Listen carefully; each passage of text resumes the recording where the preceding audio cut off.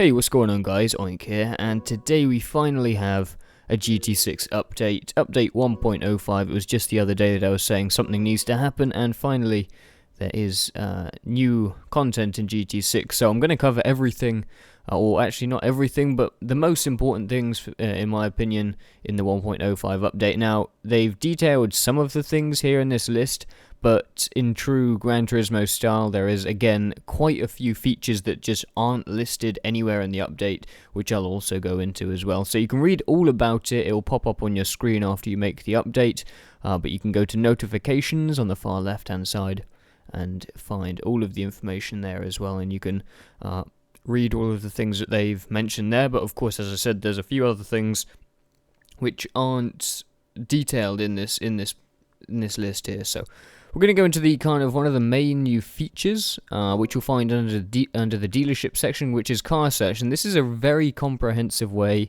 to search the entire library of cars, the whole catalogue. Really neat feature, very well done. You can really refine your search to a whole selection of different filters. So you can see here I want a car with a minimum of 400 and a maximum of 500 performance points, and I want it to be an Audi.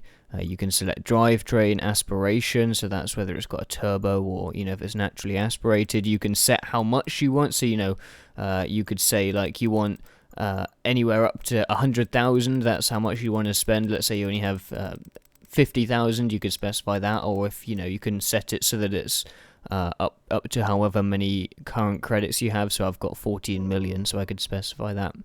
And then you hit search. In fact, you don't even hit search. It just filters it as you go, so they're already there.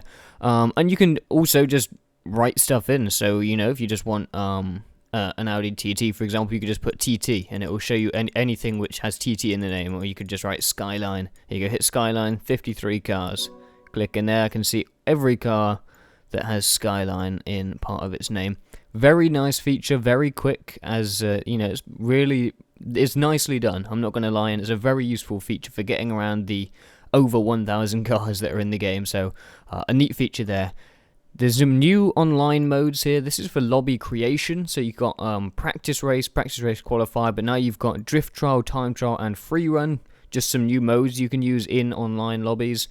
You can also check the settings now, all of the driving restrictions, performance points, all that kind of stuff by hitting X on a lobby. Before you join, it'll show you everything that the lobby is using.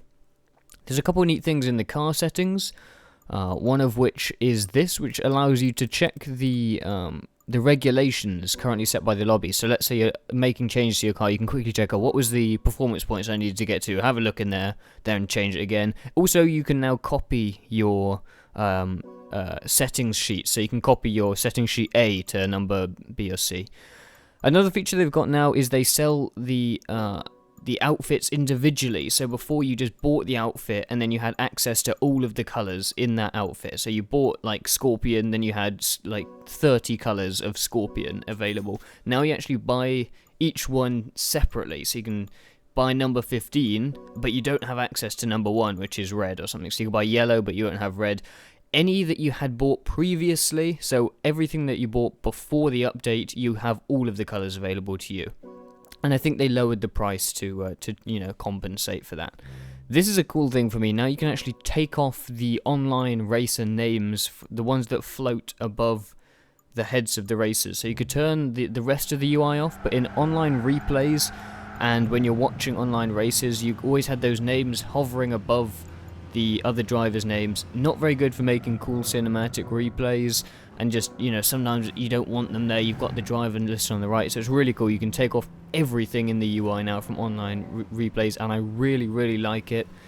Additionally, and I don't know if this is a bug or not, but there's no way to take off the driver names from the actual race. So when you're in the race on track on an online lobby, there's no setting in there to take off those floating driver names. However, if you go to watch race before you join the track, turn it off in there, and then join the track, you'll actually find that the race names are still turned off. So if you prefer not to have those floating driver names above each car, you can actually take those off by going to watch race, go to the options there, select disable, and then turn them off and go back to the track. You can see I passed the guy who was sitting in the pits, and you can no longer see his name.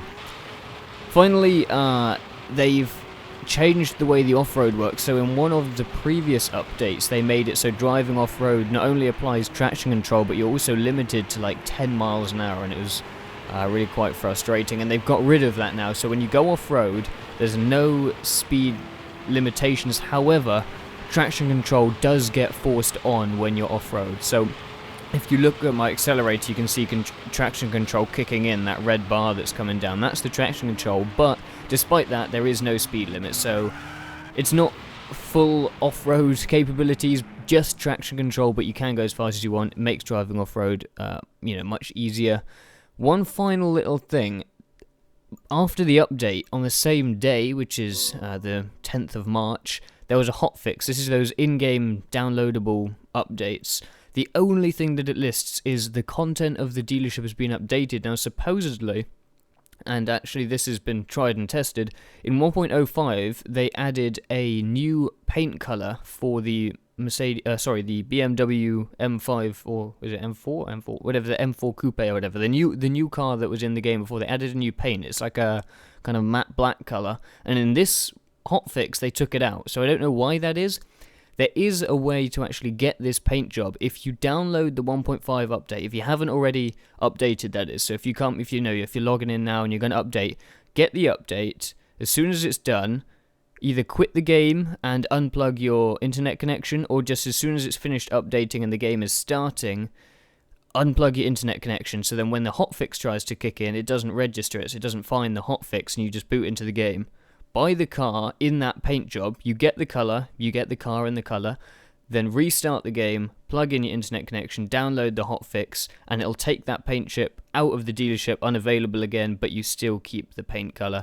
I don't know if I presume it's going to come back in a future update, but just in case it doesn't, if you want to bag yourself that extra paint color, go for it now. That's how you do it. Hope you guys enjoyed this video. Be sure to go check out the update. I'll leave links in the description to the official patch notes on Gran Turismo's website, but also there's a thread on GT Planet which is trying to figure out all of the undocumented settings, in the original post on that thread is being updated with everything that's been confirmed to be, in the patch, but it hasn't been written down. So go check out those links, see what you guys think, and I'll see you guys soon. Peace.